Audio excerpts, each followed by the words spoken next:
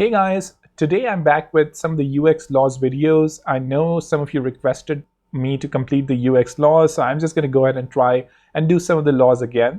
So today the law that we will be covering is the peak end rule.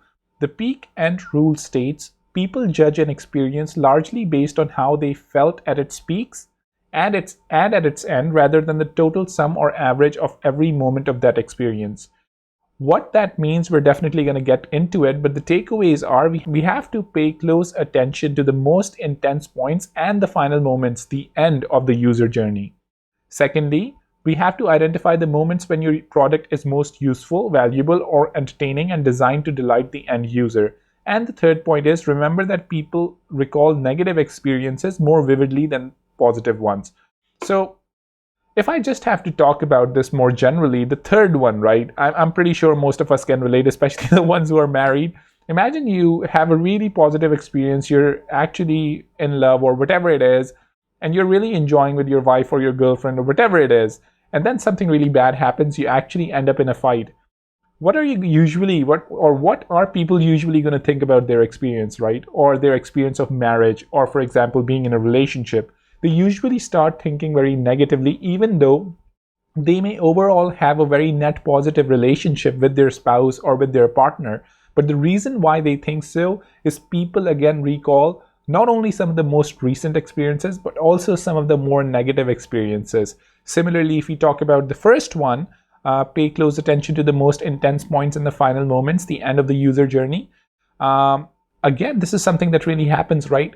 We have to pay attention to these because if the end or the peak aren't really, again, impactful, then the user may not necessarily remember the journey at all. And I'm going to give you an example of that. Well, actually, let's just go further and we can definitely run into examples a bit later on. Okay, so now, just an introduction. So when recollecting past events or experiences, we recollect the emotional peaks of the event rather than the whole duration of the event. What makes events special for us are the special moments in an event rather than the whole event. This observation, known as the peak end rule, suggests that we should really focus on the critical moments of the experience we provide to the end user to ensure an overall positive experience.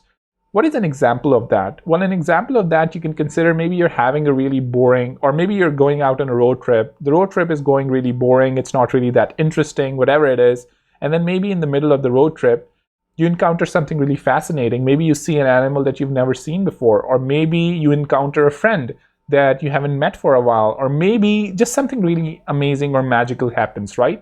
Even though the whole journey was boring, maybe it was a 5-hour or 10-hour journey, but even if you go ahead and experience something just for 10 minutes, just for 5 minutes, that's really interesting to you, that's really positive, your experience of that whole journey is generally going to be very positive because of just that one experience. Similarly, maybe you're on a road trip, maybe you're enjoying, you're listening to songs or whatever it is, not that that should be entertaining, but whatever it is, you're actually just having fun with your family, friends, and maybe something really bad happens. Maybe your fuel again just empties out, or maybe the car, or maybe just a tire bursts out, or something like that happens, or the engine again heats up and then you have to stop in the heat. Even if that moment is just like, let's say, 5 to 10 minutes of your overall 5-hour journey, that experience may ruin your perception of that journey just because of how negative or positive that particular event was compared to the whole journey. So this is exactly what it means.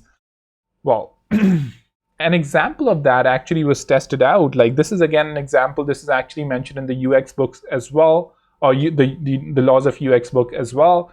Well, this experience actually demonstrates how a bunch of participants were asked to actually put their hand in an uncomfortable temperature, which was 14 degrees centigrade, under water for, let's say, 60 seconds. They did that.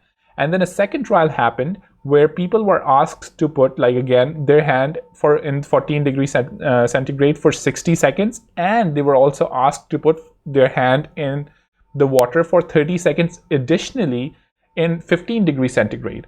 Do you know what experience they preferred? Even though both obviously were negative experiences, they actually preferred the second trial despite it actually being long, or despite it actually being a longer negative experience, just because it was slightly better than the 14 degrees centigrade experience.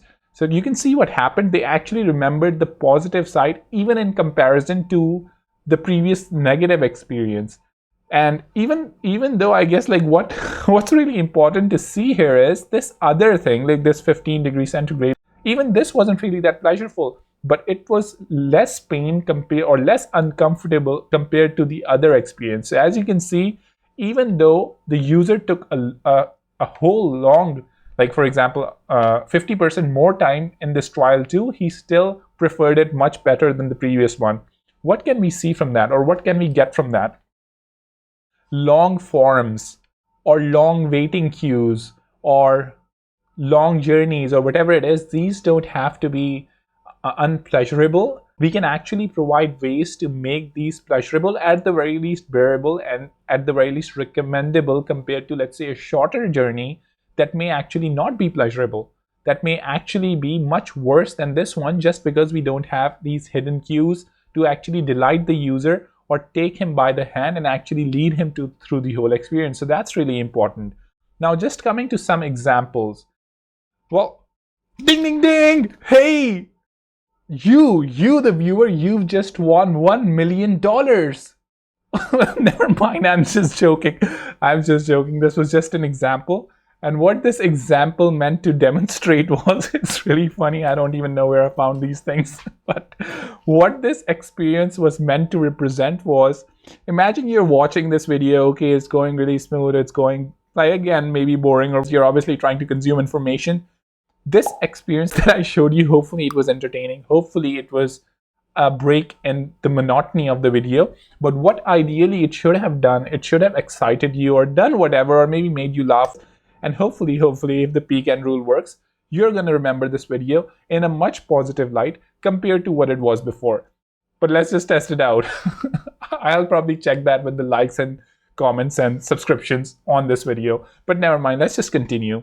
So MailChimp again does something similar. The process of creating an email campaign on MailChimp, obviously it's very cumbersome. It's really long. Again, you have to do a lot of things and stuff.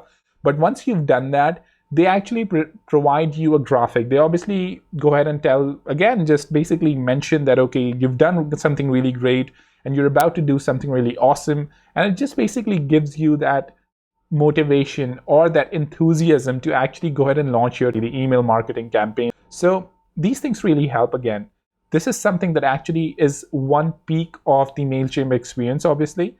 And this is something that can help all of the work that you've done and give it some meaning. Another example that we can see here is Uber. So this obviously is not the end. Imagine when you're actually booking a ride, you're picking different, again, rides, whether it's economy, whether it's like, again, pool. And then once you've picked the ride, the waiting time is extremely critical, right? Imagine if you were just waiting there with no idea when the car is going to come. That can actually be a very unpleasurable experience. What Uber does, obviously, it provides a lot of ways to actually cater to that negative experience. It provides you an idea of where the car is, how long it's going to take, which path is it coming to, and stuff along those lines. You can even message the rider now, and you can do a lot of things to basically go ahead and just work around that negative experience. So this is something that Uber does really well. Similarly, for example, a lot of people actually have these 404 pages, right? Imagine, and you're going to hit them, right? You're going to hit them sometimes with a misplaced link or maybe a typo. And a lot of different people actually have really awesome 404 pages, just make you laugh, just make you smile on the inside, and just are interesting. They're not just, again, boring 404 that just have some text. I don't know about the GitHub one, like I don't really like that one. But if we have a look at the MailChimp one, I think the Pixar one, this looks really pretty interesting. And again, like there are a lot of different interesting pages that you can see that actually help you with your, again, end experience or the peak experience, and help you cater to that negative experience much better. So again, I'm pretty sure you get the idea, you get the gist of it, and I hope you start using this rule in your daily lives, in your products, especially at the peaks and especially at the end. And note, I'm going to again stress it even more. This isn't necessarily just about the positive experience. I think it's more about the negative experiences. You should focus on how to actually provide a meaningful and a pleasurable, or maybe at the very least a sustainable experience even in those negative experiences, similar to what Uber does, similar to what these error pages do. So if you think that there is a negative experience, or there is a jarring experience, or maybe there's like a cumbersome experience that the user has to go through, like for example creating an email marketing campaign in MailChimp, or maybe doing something like that, or maybe for example when they're actually creating a slide on Canva, once they're done with that, once they're done with that cumbersome experience, because it takes long, it takes a lot of investment, surprise them. Like again, go ahead, congratulate them. Like at the very least, go ahead and lift their mood up and actually again tap them on the back. Those little things can actually go a long way, especially again when you're actually, for example, users are filling, let's say, long forms or whatever. In the middle of the form, like again, just give them a pat on the back and say, hey, you're doing really great. Again, just only 2 steps left, or something along those lines. So those are just suggestions that you can definitely apply. But I think that's going to be pretty much it. Do subscribe, do hit the bell icon, and I'll see you in the next video. Take care. Bye.